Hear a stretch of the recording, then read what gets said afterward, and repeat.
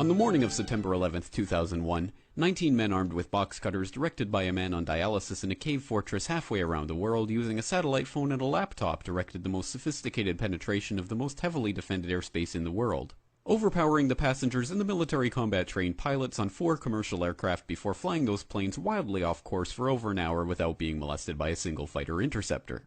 These 19 hijackers, devout religious fundamentalists who like to drink alcohol, snort cocaine, and live with pink-haired strippers, managed to knock down 3 buildings with 2 planes in New York, while in Washington a pilot who couldn't handle a single-engine Cessna was able to fly a 757 in an 8,000-foot descending 270-degree corkscrew turn to come exactly level with the ground, hitting the Pentagon in the Budget Analyst Office where DoD staffers were working on the mystery of the $2.3 trillion that Defense Secretary Donald Rumsfeld had announced missing from the Pentagon's coffers in a press conference the day before, on September 10th, 2001.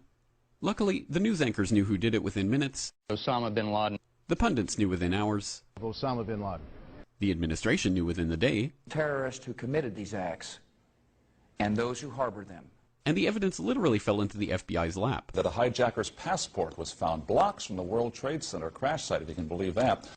But for some reason, a bunch of crazy conspiracy theorists demanded an investigation into the greatest attack on American soil in history. That investigation was delayed, underfunded, set up to fail, a conflict of interest, and a cover-up from start to finish. It was based on testimony extracted through torture, the records of which were destroyed. It failed to mention the existence of WTC-7, Able Danger, P-TECH, Sibel Edmonds, OBL and the CIA, and the drills of hijacked aircraft being flown into buildings that were being simulated at the precise same time that those events were actually happening. It was lied to by the Pentagon, the CIA, the Bush administration, and as for Bush and Cheney, well, no one knows what they told it because they testified in secret, off the record, not under oath, and behind closed doors. It didn't bother to look at who funded the attacks because that question is ultimately of little practical significance. Still, the 9/11 Commission did brilliantly answering all of the questions the public had, except most of the victims' family members' questions, and pinned blame on all the people responsible, although no one so much as lost their job, determining the attacks were failure of imagination. Because nobody in our government, at least, and I don't think the prior government that could envision flying airplanes into buildings. Except the Pentagon, FEMA, NORAD, and the NRO. The DIA destroyed 2.5 terabytes of data on Able Danger, but that's okay because it probably wasn't important. The SEC destroyed their records on the investigation into the insider trading before the attacks, but that's okay because destroying the records of the largest investigation in SEC history is just part of routine record keeping. NIST has classified the data that they used for their model of WTC-7's collapse, but that's okay because knowing how they made their model of the collapse would jeopardize public safety. The FBI has argued that all material related to their investigation of 9/11 should be kept secret from the public, but that's okay because the FBI probably has nothing to hide. This man never existed, nor is anything he had to say worthy of your attention, and if you say otherwise, you are a paranoid conspiracy theorist and deserve to be shunned by all of humanity. Likewise him, and her, and her, and her, and him. Osama bin Laden lived in a cave fortress in the hills of Afghanistan, but somehow got away. Then he was hiding out in Tora Bora, but somehow got away.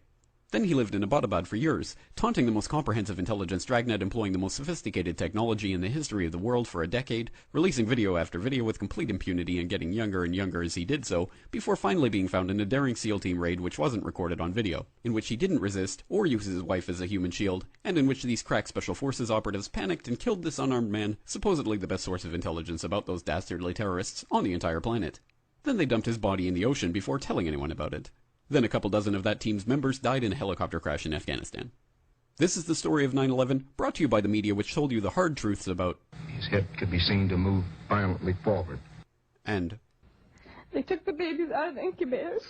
And mobile production facilities. And the rescue of Jessica Lynch.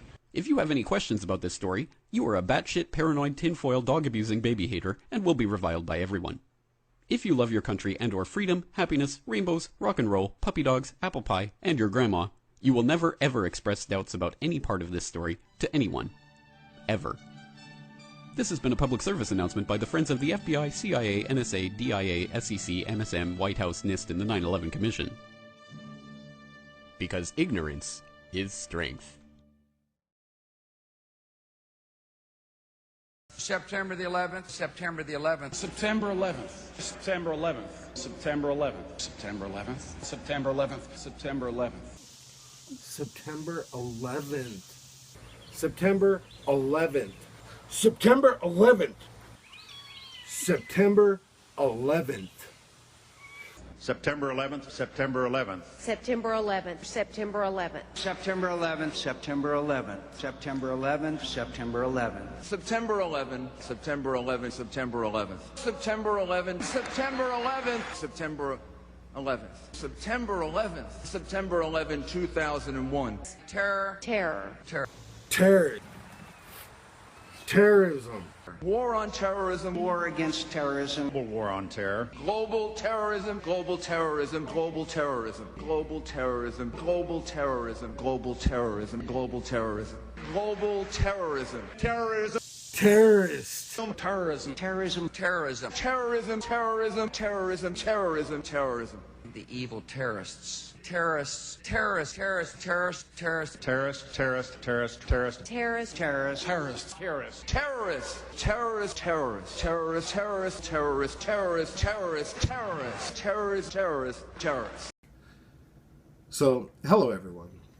Lately I've decided again to make another bid for President of the United States of America. Now, I did this before in 2011, 2012. I didn't really push it this time. I'm going to. One of the reasons for that is I'm extremely fed up with an administration that is keeping us distracted with one hand while it's stabbing us in the back with the other. The TPP is a prime example of that.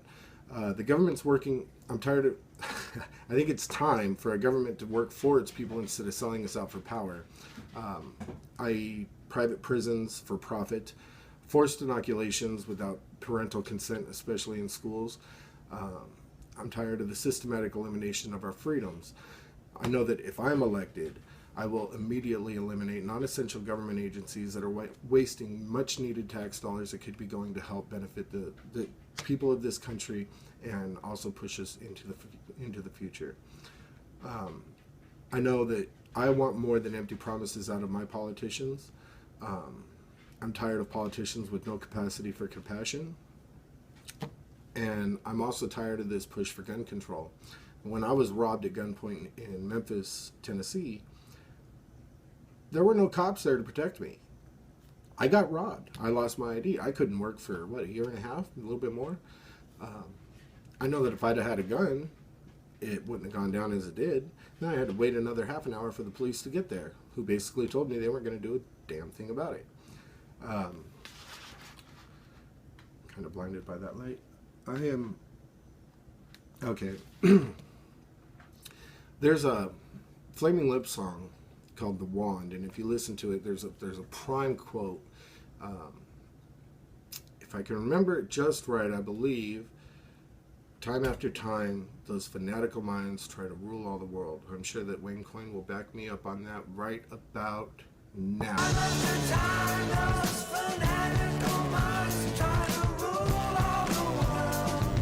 Yeah, see, I was right. Okay, listen, I'm not saying I have all the answers, but I am saying that as a father, this country is not what I choose to leave behind for my children. This is not my legacy.